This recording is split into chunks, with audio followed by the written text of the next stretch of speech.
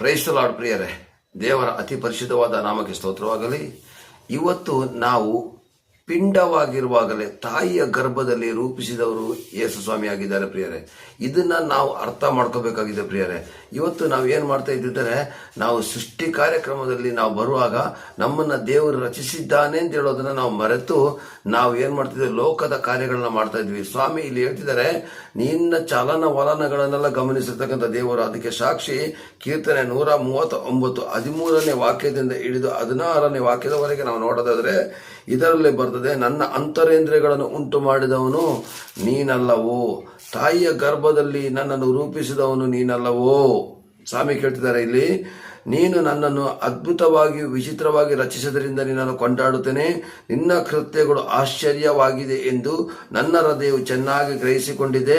ನಾನು ಗುಪ್ತ ಸ್ಥಳದಲ್ಲಿ ಏರ್ಪಡುತ್ತಾ ಭೂಗರ್ಭದಲ್ಲಿ ರಚಿಸಲ್ಪಡುತ್ತಾ ಇದ್ದಾಗ ನನ್ನ ಅಸ್ಥಿಪಂಜರು ನಿನಗೆ ಮರೆಯಾಗಿದ್ದಿಲ್ಲ.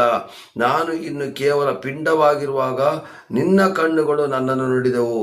ನನ್ನ ಆಯುಷ್ಕಾಲದ ಪ್ರಥಮ ದಿನವು ಪ್ರಾರಂಭವಾಗುವ ಮೊದಲೇ ಎಲ್ಲಾ ದಿನಗಳು ನಿನ್ನ ಪುಸ್ತಕದಲ್ಲಿ ಬರೆಯಲ್ಪಟ್ಟಿದೆ. ಹಾಗಾದರೆ ಪ್ರಿಯರೇ, ನಮ್ಮ ಒಂದು ಹುಟ್ಟು ಸಾವು ಎಲ್ಲವೂ ಕೂಡ ದೇವರ ಒಂದು ರಚನೆಯಲ್ಲಿ ಎಲ್ಲವೂ ಕೂಡ ಮೊದಲೇ ತಿಳಿದಿದೆ ಪ್ರಿಯರೇ. ನಾನು ಹುಟ್ಟುವುದಕ್ಕಿಂತ ಮೊದಲೇ ದೇವರಿಗೆ ಗೊತ್ತಿದೆ, ನಾನು ಇಂಥ ತಾಯಿಯ ಇಂಥ ತಂದೆಯ ಹೊಟ್ಟೆಯಲ್ಲಿ ಹುಟ್ಟುತ್ತೇನೆ ಮತ್ತು ನನ್ನ ಜೀವಿತ ಈ ತರ ಇರ್ತದೆ. ಮತ್ತೆ ನಾನು ಇದೇ ಸಮಯದಲ್ಲಿ ರಕ್ಷಣೆ ಹೊಂದ್ತೀನಿ, ಇದೇ ಸಮಯದಲ್ಲಿ ಸೇವಕನಾಗ್ತೀನಿ, ಇದೇ ಸಮಯದಲ್ಲಿ ನಾನು ಯಾವ ಥರದಲ್ಲಿ ಏನೇನಾಗ್ತೀನಿ ಅಂತ ದೇವರಿಗೆ ಗೊತ್ತಿರುವಂತ ಕಾರಣಕ್ಕೋಸ್ಕರ ಪ್ರಿಯ, ಸಾಧ್ಯವಾದಷ್ಟು ದೇವರ ಮುಂದೆ ತಗ್ಗಿ ಬಗ್ಗಿ ನಡೆದು ದೇವರ ನಾಮವನ್ನು ಮಹಿಪಡಿಸೋ ಪ್ರಿಯರೇ.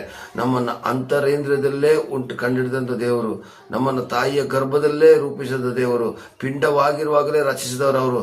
ನಾನು ಇದೇ ತರ ಇರಬೇಕು ಅಂತ ಯೋಚಿಸಿದವರು ದೇವರೇನೆ. ನಾನು ಕಪ್ಪಗಿದ್ದೀನಿ, ಅಯ್ಯೋ ನಾನು ಬೆಳ್ಳಗಿದ್ದೀನಿ, ನನ್ನ ಅಲ್ಲು ಮುಂದಕ್ಕೆ ಬಂದ್ಬಿಟ್ಟಿದೆ, ಇದೆಲ್ಲ ತಿಳ್ಕೊಳಕ್ ಹೋಗ್ಬೇಡಿ. ದೇವರು ಸೃಷ್ಟಿಸಿದ ಸೃಷ್ಟಿಗಾಗಿ ನಾವು ಸ್ತೋತ್ರ ಮಾಡುತ್ತಾ ದೇವರ ನಾಮವನ್ನು ಮಹಿಪಡಿಸುತ್ತಾ ದೇವರ ರಾಜ್ಯವನ್ನು ಮಹಿಪಡಿಸೋ ಪ್ರಿಯರೇ. ಆಮೇನ್, ಆಮೇನ್, ಆಮೇನ್.